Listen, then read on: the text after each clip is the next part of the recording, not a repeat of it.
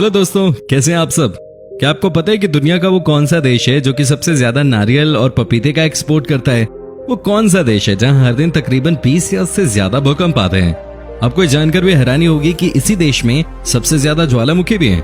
कहने के लिए ये तो एक देश है, लेकिन ये लगभग 8000 अलग अलग आइलैंड से मिलकर बना हुआ है। क्या आपको पता चला कि आज हम आपको किस देश के बारे में फैक्ट्स बताएंगे, किस देश की रहस्यमयी घटनाओं के बारे में आपको बताएंगे।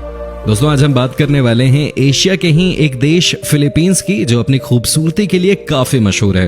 आज हम आपको फिलीपींस के बारे में वो सारी जानकारी देने वाले हैं जो अब तक आपने नहीं देखी होंगी। तो चलिए शुरू करते हैं आज का एपिसोड। फिलीपींस पूर्व में फिलीपींस महासागर से, पश्चिम में दक्षिण चीन सागर से और दक्षिण में सेलेबस सागर से घिरा हुआ है। फिलीपींस महासागर के पूर्वी हिस्से पर पलाऊ है, यानी कि चारों तरफ से समंदर और बीच में बसा है ये महाद्वीप। वैसे आपको ये जानकारी दे दूं कि यह दुनिया का एकमात्र देश है जो कि 7641 आइलैंड्स को मिलाकर बना है। यानी कि इतने सारे आइलैंड्स को मिलाकर बना हुआ ये दुनिया का एकमात्र देश है। अब आप इस देश को घूमने जाएंगे तो आपको पता चलेगा कि हर 10 मिनट के बाद आपको यहाँ एक खूबसूरत द्वीप दिख जाएगा। कितना मजा आएगा ना यहाँ घूमकर। अच्छा, ये बताएं क्या आप जाना चाहेंगे द्वीपों वाली इस जगह पे? कमेंट कीजिए। भाई, जब बात फिलीपींस की खूबसूरत महिलाओं की हो ही रही है तो आपको बता दें कि इनकी खूबसूरती इंटरनेशनल लेवल पे भी धूम मचा रही है। और शायद यही वजह है कि फिलीपींस देश ने अब तक 3 मिस यूनिवर्स 1969, 1973 और 2015 में, एक मिस वर्ल्ड 2013 में, 6 मिस इंटरनेशनल अवार्ड्स और 4 मिस अर्थ क्राउन अपने नाम किए हैं। भाई, खूबसूरती का डंका तो बचेगा ही। दोस्तों, पहले ही आपको बता चुके हैं कि फिलीपींस देश में सबसे ज्यादा ज्वालामुखी हैं। अभी भी यहाँ कई जीवित ज्वालामुखी हैं। जी, आपने सही सुना, जीवित ज्वालामुखी। इनमें मेओन ज्वालामुखी, पिनाटुबो और ताल आदि ज्वालामुखी प्रमुख हैं। कई लोग तो इस देश को ज्वालामुखी का देश भी कहते हैं। हालांकि आपको बता दें कि एक सर्वे में पता चला कि समुद्र की खूबसूरती और ज्वालामुखी की आग, ये 2 ऐसी चीजें हैं जिसे देखने टूरिस्ट सबसे ज्यादा फिलीपींस जाते हैं। भाई, अगर आप जाएं तो आप भी ज्वालामुखी के साथ एक से बढ़कर एक बीचेस का भी मजा ले सकते हैं। अच्छा दोस्तों, आपको एक और बात बता दूं कि इस देश में न सिर्फ सबसे ज्यादा ज्वालामुखी हैं, बल्कि यहाँ भूकंप भी सबसे ज्यादा आते हैं। जी हाँ, भूकंप। लेकिन आपको घबराने की कोई जरूरत नहीं है, क्योंकि ये झटके इतने कम पावरफुल होते हैं कि आपको पता भी नहीं चलेगा कि भूकंप आया था। ऐसे जानकारी के लिए बता दूं कि यहाँ दिन में कम से कम 20 बार भूकंप के झटके आते हैं। सच में बहुत ही अजीब बात है।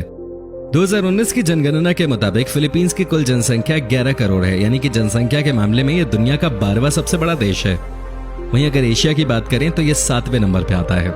11 करोड़ की आबादी वाले इस देश में सबसे ज्यादा 80% क्रिश्चियंस रहते हैं, जबकि 12% मुस्लिम लोग हैं और बाकी हिंदू, सिख और बुद्धिस्ट हैं। हालांकि यहाँ पर 80% क्रिश्चियन लोग होने के बावजूद आपको बहुत ज्यादा चर्चेस नजर नहीं आएंगे। बता दें कि यहाँ लगभग हर धर्म को एक तरह से ही ट्रीट किया जाता है और सम्मान दिया जाता है। दोस्तों, आपको ये बता दूं कि फिलीपींस दुनिया के उन गिने चुने देशों में से है जहां अगर एक बार आपकी शादी हो गई तो आप तलाक नहीं ले सकते। जी हाँ, सही सुना आपने। यहाँ एक बार शादी हो गई तो आप परमानेंटली फिक्स हैं भाई। हालांकि ये नियम सिर्फ क्रिश्चियन, हिंदू, सिख और बुद्धिस्ट के लिए है। यहाँ मुसलमानों के लिए इस नियम में छूट दी गई है। मुस्लिम लड़के या लड़कियां एक दूसरे से तलाक ले सकते हैं। दोस्तों, फिलीपींस का पूरा नाम है रिपब्लिक ऑफ द फिलीपींस।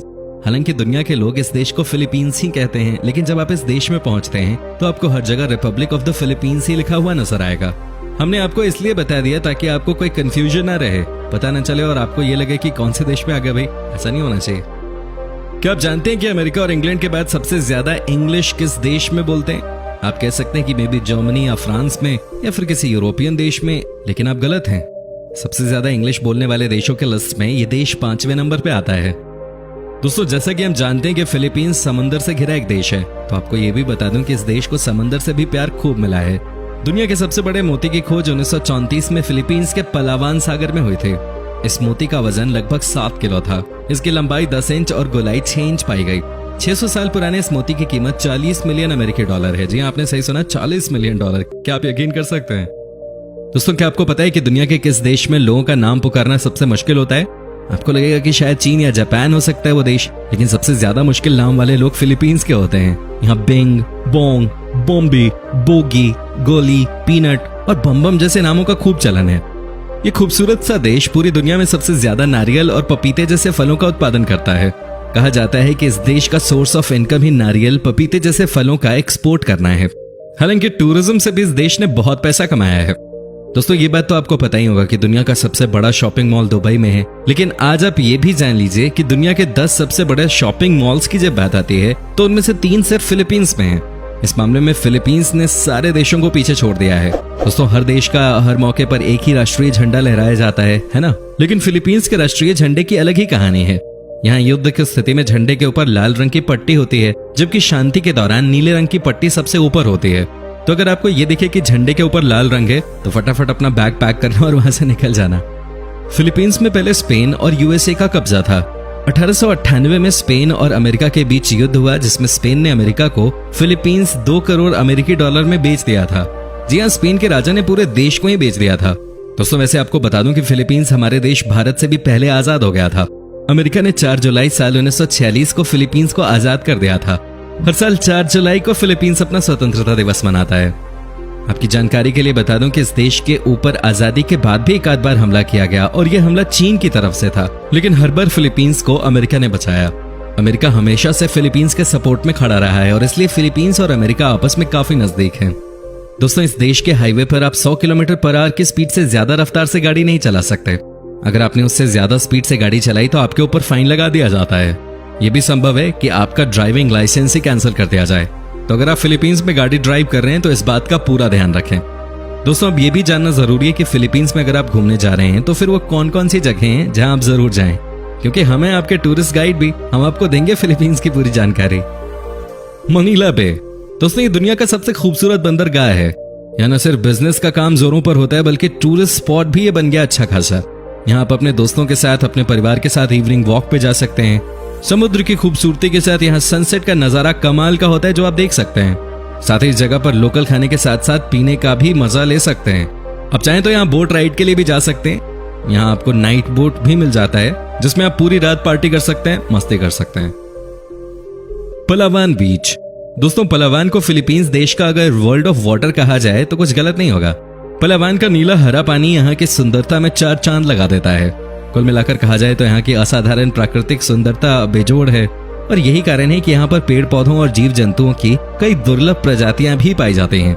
इस जगह तो आप जरूर जाएं, हालांकि लोकल गाइड ही आपको यहाँ के बारे में बता देंगे।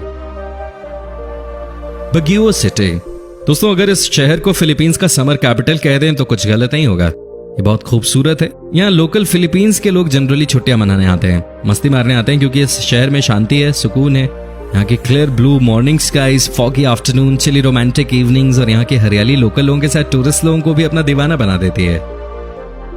मनीला, फिलीपींस की कैपिटल सिटी है मनीला।